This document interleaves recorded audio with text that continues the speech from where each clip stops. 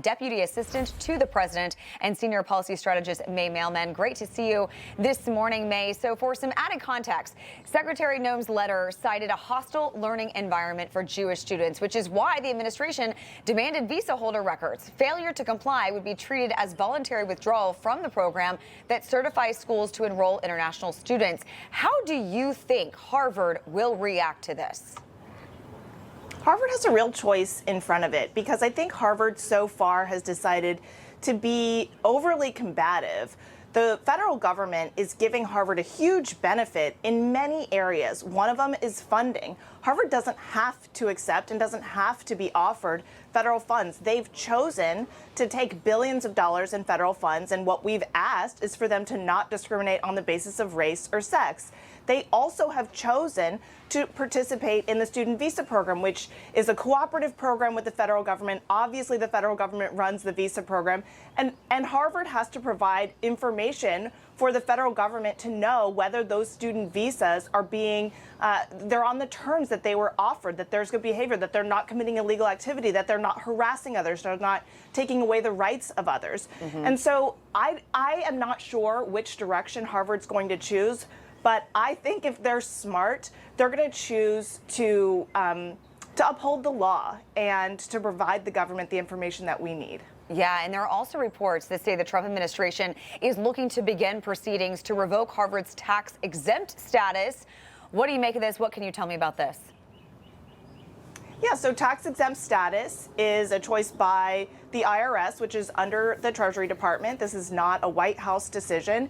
And so I think what the IRS is going to look for is there's a Supreme Court case that says that entities do not have to be given tax-exempt status if they're acting against the public interest. And so if you are taking away students' rights, if you're violating the law, things like this, then you're not going to get a tax-exempt status. That said, this is out of the IRS, this is out of Treasury, and so the White House, we will stay tuned for the news. Yeah, how long do you think Harvard and other schools like Columbia can hold out against the Trump administration? Do you think they're going to die on this hill or eventually come to the table? I got to think money talks. I think so, and so even Harvard has already changed its tune. Originally, they said, this is a takeover of our institution. Well, no, we're just saying if you're going to take the federal money, then you have to follow federal law. They immediately amended their statement to be much softer. So I think already Harvard knows it's out over its skis. It's picking a fight completely unnecessarily over its desire to discriminate against people. And so I expect that Harvard is at the table, wants to be at the table, wants to follow the law, but they're not there yet.